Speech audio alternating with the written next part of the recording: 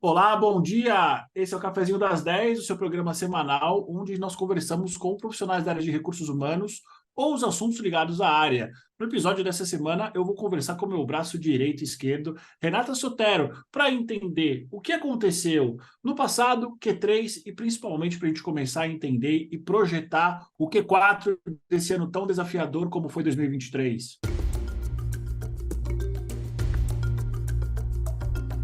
Renata, bom dia! Tudo bem com você? Bom dia, Edu, tudo bem? Sejam todos bem-vindos. É muito bom estar de volta aqui no café. Exatamente. Nossa correspondente internacional, Renata Sotero, está de volta aqui para conversar com a gente.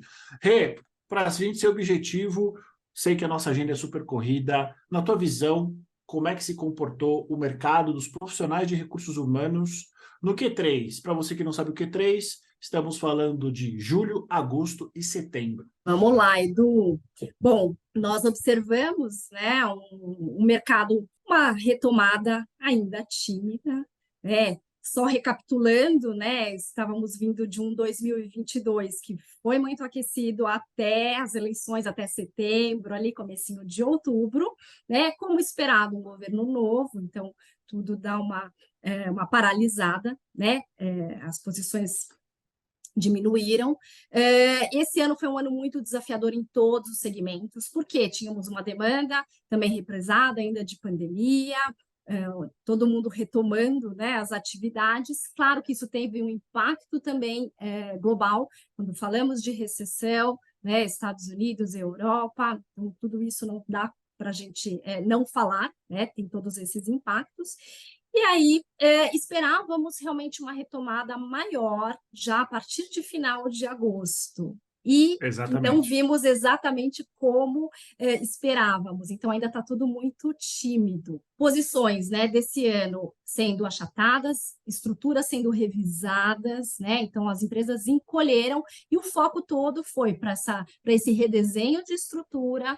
E aí depois a gente vai entrar um pouquinho nas posições, mas muito a seleção assertiva, né? Talent Acquisition, uma área extremamente estratégica, assertiva, e o foco de todas as empresas na força de vendas, né? Precisamos fazer a Exatamente. economia girar. Então, ainda um Q3 que não foi como nós esperávamos, mas que já tiveram algumas movimentações. Claro que também temos muitas decisões, quando falamos de empresas multinacionais, né? Férias no hemisfério norte, férias de verão. Então, tudo isso teve um impacto em muitas decisões que precisavam ser tomadas. Eu acho que isso causou um pouco desse delay, desse atraso, essa demora nessa retomada. Exatamente, Renata.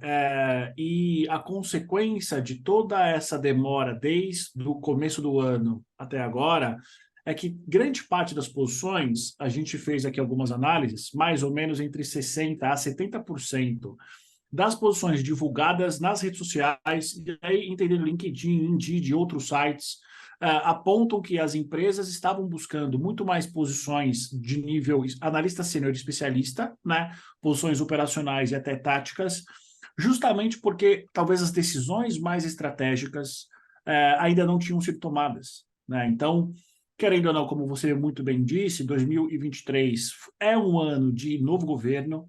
Os negócios precisavam entender quais seriam as diretrizes, né, o nível de segurança que o Brasil ofereceria. A gente entende que é um nível de segurança minimamente conhecido. Não acho que faz sentido entrar no mérito de ser um nível alto, baixo ou médio, mas já é um nível conhecido e com certeza a gente deve ter para o nosso Q4 já um desdobramento dessa segurança. E qual é o desdobramento dessa segurança? Né? As empresas realizarem os seus planejamentos estratégicos de uma maneira mais segura e com certeza de uma maneira que vá privilegiar o crescimento dos negócios. Né? A impressão que eu tive esse ano, até o Q3, não é que as empresas estavam economizando recursos a todo custo, mas elas estavam revendo muitas estruturas, como você mesmo falou. Então, muitos processos foram revistos, muitas estruturas de times foram revistas e também muitas áreas também. Como quando eu falo de revisão de áreas, qual é o objetivo da gente ter uma determinada área nesse contexto incerto que nós estamos, né? Então, acho que tudo isso faz pleno sentido nesse contexto que nós viveremos e, com certeza, agora, com esse futuro de curto prazo já ligeiramente conhecido, a gente deve ter um crescimento das empresas, né? Em linhas gerais, Rê, quais foram as posições em RH mais demandadas no Q3? Eu queria só, antes de entrar, Edu, vou voltar um pouquinho, que eu acho Por que é favor. importante a gente ressaltar que essa retomada, né, e seguir o planejamento estratégico foi algo que teve um impacto muito grande esse ano com os fatores externos também, né, e a Sim, gente acabou agora de ser impactados, seremos, né, com essa nova guerra. Então, o que é importante? Todos os investimentos, né, tudo isso foi muito segurado, tudo isso está sendo muito analisado. Então, exatamente. é algo que é um exercício que, tanto dos profissionais, eu digo até vida pessoal, vida profissional, da gente entender como é que vai funcionar e revisar tudo o tempo inteiro. Então, basicamente, só para fechar. Falando, então, das posições trabalhadas em Q3, a gente ainda viu posições ligadas à remuneração e operações, né? Sim, Tivemos esse impacto também de layoffs de tecnologia, né, que veio acontecendo, mas tecnologia é sempre uma posição que é uma área que vai estar em desenvolvimento. As empresas estão se preparando para essa nova retomada. Então, assim, casa colocada em dia, né, e ainda essas posições continuam. Recrutamento e seleção, como eu já falei, extremamente estratégico. Depois que você achatou algumas posições, você tem que contratar ou repor pessoas certas, né? Pessoas certas nos lugares certos. Então, recrutamento e seleção extremamente estratégico. Inclusive, isso linkado com projetos de RH, que isso vai ter um impacto lá na frente, né? Employer branding, onboarding, programas de estágio de aprendiz, indicações internas, diversidade e inclusão. Então, assim, profissionais que tenham esse conhecimento já sendo contratados para, num segundo momento, usarem esses conhecimentos e desenvolverem esses projetos, né? Então, super estratégico. E acho que, bom, operações de RH eu já falei, né? Acho que basicamente sim. essas posições têm sido mais demandadas no Q3.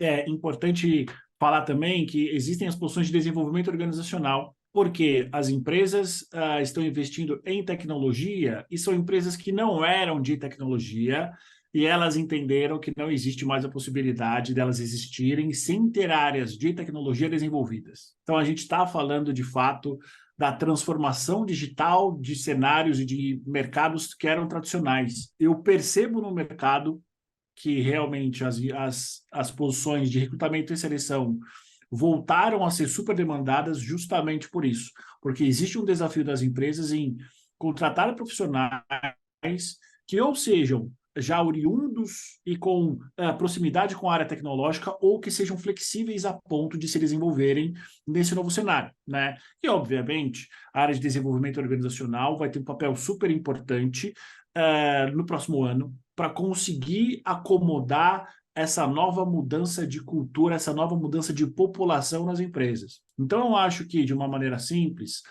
toda aquela conversa de tendências de transformação digital a gente está vendo, mas a gente vai sentir ela, de fato, de uma maneira muito mais potente agora. Porque, querendo ou não, as empresas desses segmentos mais tradicionais, indústrias, bancos, realmente precisavam ter esse tempo da pandemia até aqui para se reorganizarem. Exatamente.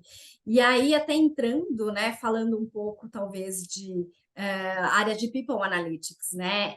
Esse momento que nós estamos passando traz muito insumo, né, para Exato. quando as empresas forem trabalhar em modelos preditivos. Né? Então, é bastante interessante e é um pouco do que você trouxe, né? Colocamos a casa em ordem, né? Entre Exato. aspas, contratamos as pessoas certas, esse é o momento. Então, o próximo step qual que é? É desenvolver e treinar, né? Treinar e desenvolver. Então, aí temos perspectivas de outras posições se desenvolvendo a partir de 2024, né? Sendo mais demandadas a partir de 2024. Renata, para a gente finalizar, na tua visão, quais são as tendências de recursos humanos para o ano que vem, ou talvez até para 2025? O que você acredita que a gente vai ver no mercado, que talvez as empresas precisem ou que as empresas já demandem? Bom, acho que é interessante a gente observar que esperamos já um 2024 iniciando mais aquecido, né, dado esse delay que houve, né, esse atraso que houve no mercado em 2023. E, claro, a gente sabe que esses próximos 2 meses tendem a ser mais aquecidos, porque temos 2 datas também muito importantes, que são Black Friday e Natal, e existe um sentimento de esperança, né, Sim, que foi um ano pesado, né, difícil, desafiador para todo mundo. Então, existe essa renovação, então isso acho que permanece já começando 2024. Claro que eu volto um pouco na necessidade das pessoas terem flexibilidade de o tempo inteiro revisarem os seus planejamentos, as empresas, né, as organizações revisando seus planejamentos estratégicos, até porque a cada dia acontece algo no mundo que impacta os negócios, e vimos isso da semana passada para essa, né? Não sabemos o desdobramento disso, mas com certeza eles acontecerão. Então, acho que isso é uma primeira tendência de que realmente somos impactados, podemos ser impactados o tempo inteiro, né? A qualquer momento temos que estar preparados para isso. Em termos de posições, então, muito mais treinamento e desenvolvimento, eu acredito no papel do HRBP também voltando com mais força, porque ele faz a ponte com o negócio. Então, ele vai ser, sim, demandado em algum momento. A partir do momento em que temos um cenário mais definido dentro das empresas, então, voltamos a falar de diversidade e inclusão, ESG ganha mais força nas pautas, né, de discussão das empresas, tecnologia, enfim, e aí continuamos com o que normalmente, vamos dizer, uma estabilidade de mercado, mas exatamente. grosso modo, acho que é um pouco disso. E provavelmente, né, Renata, a gente deve ter essa estabilidade até as próximas eleições. Então, pelos nossos cálculos aí de 24 até finalzinho de 26, né? Então, a gente deve ter em torno de 3 anos a 3 anos e meio de um cenário melhor, né? Entendendo que nas outras eleições que nós tivemos, 2019, como teve uma mudança no estilo de governo, o mercado se comportou de uma maneira talvez mais receosa. A percepção que eu tenho é que foi menos receoso, mas como a gente veio de anos muito bons, de um mercado superaquecido, a nossa percepção é de que o momento é pior. Mas em linhas gerais não é, né?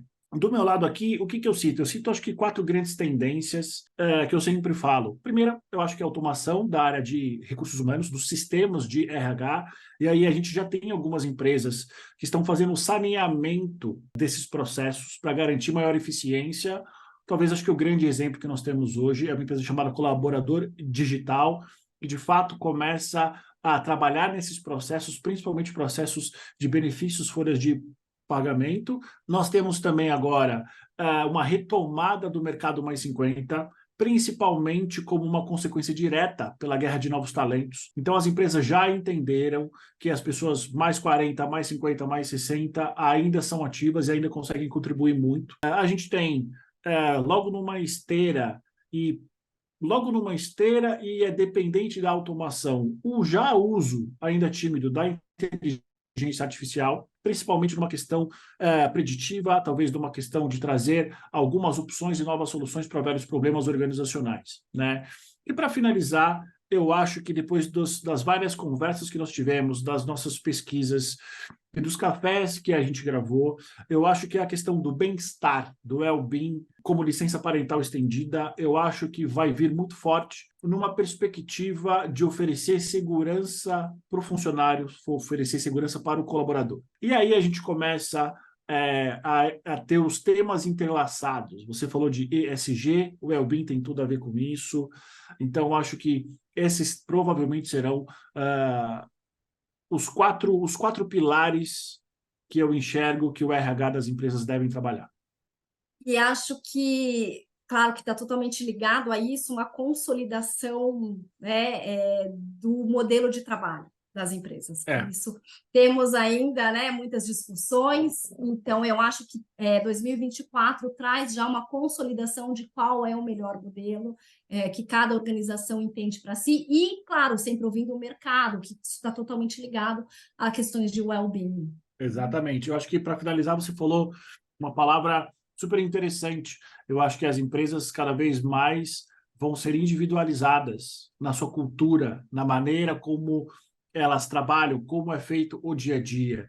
E pode parecer besteira para quem está vendo a gente, para quem está ouvindo, mas a gente tem uma sensação de que muitas empresas tentam e tentavam repetir as culturas dos concorrentes, as culturas das empresas do lado, e cada vez mais não é assim, né? Não existe certo, não existe errado, existe talvez uma construção de uma identidade organizacional. Exatamente. Renata, mais uma vez, muito obrigado por você ter trazido a tua visão, aquilo que a gente está vendo, e principalmente ajudar os nossos clientes e os nossos candidatos, os profissionais da área de recursos humanos, a se prepararem melhor para o futuro. Alguma coisa que você quer falar que eu não te perguntei? Não, eu quero só agradecer mais uma vez. Estou sempre aqui à disposição.